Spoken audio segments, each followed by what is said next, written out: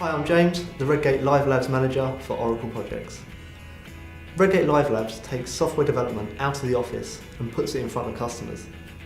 This lets us gather feedback right from the start of a project to ensure that we're working on features that are valued by the customer.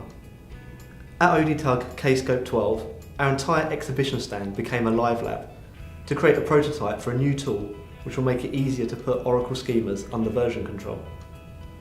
Over the 3 exhibition days, we gathered feedback and developed the prototype as we learnt what Oracle developers, DBAs and managers needed from the new tool.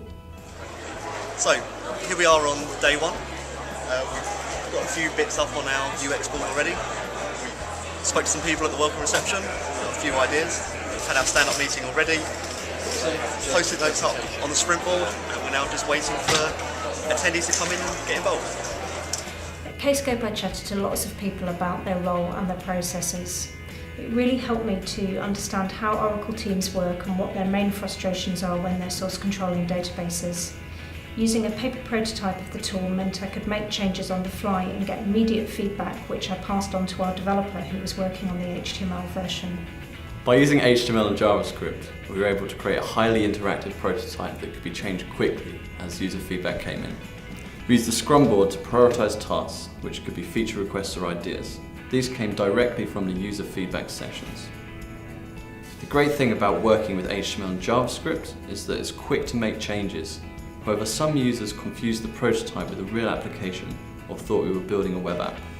So as a product manager, one of the biggest challenges is finding enough time to go out and visit your customers and your target audience. And what's been so great about Live Labs is we've got that target audience right here. They've been working with us, we've been having some great conversations, and it's really allowed us to make sure that we're going to build the right product for them. In the first feedback session we had some excellent feedback about notifications and the options in the setup wizard. And we also learnt that source control for Oracle would be really useful to DBAs as well as developers. Once we gathered the feedback, I started to build the HTML prototype. I created some views for the commit screen, which included features from the user feedback sessions. Here's what we ended up with after day 1.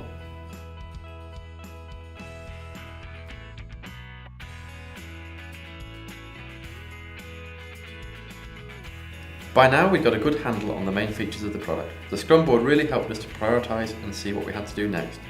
We'd already had some excellent conversations, but it will be key to see how people reacted to the changes we are making.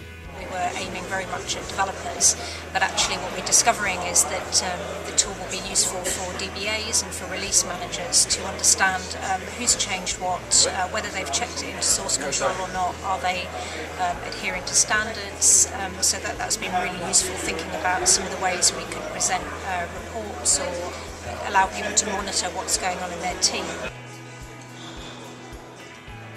Okay, so we've basically come to the end. We've done the 9 sprints. I just wanted to check whether you thought we'd had a good week, whether we've made good progress.